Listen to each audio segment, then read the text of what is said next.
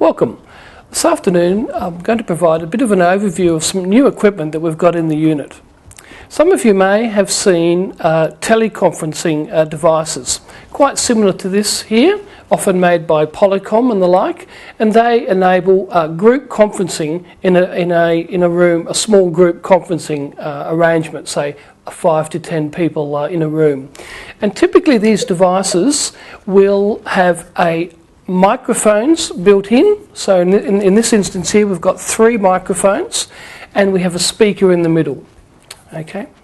What's unique about this particular equipment is that it enables teleconferencing type scenario for VoIP platforms such as Adobe Connect or Skype. Mostly the market intended for this is Skype conferencing, but we've tested it on Adobe Connect and it works beautifully. Basically, it's pretty straightforward to set up. You've got this long cable here which connects the 2 units, which means that you've got 2 speakers and 6 microphones, and you set them apart in a room so that you can capture everybody who's speaking. You basically connect this one into there, and then you connect the other unit into here so that the 2 are connected together. The other thing you need to do is connect to the power, and this is done here on this long cable. It's sort of like a Y arrangement, and you connect this to this power supply, which is then connected into the power. I'll just connect that up.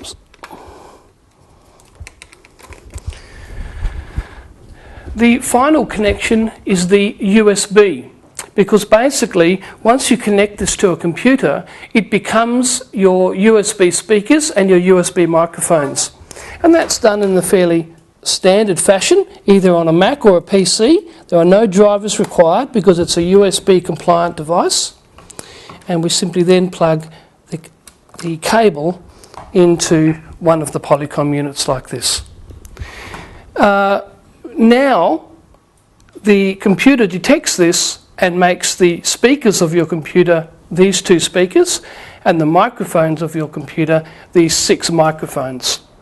The units are completely auto gain, so they adjust the levels of the microphone depending on the level of the audio in the room. So if a person is further away from the microphone, it will tend to amplify it more as opposed to when a person is close.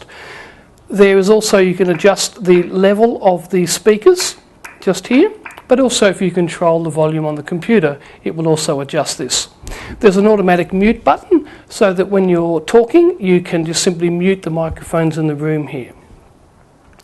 As I said, they have auto gain for the microphones, but they also have what's called auto cancelling, echo cancelling, because typically when you have microphones and speakers close together, you get the feedback scenario happening. This is built-in electronics to try to abate that occurring, and it does actually work really well.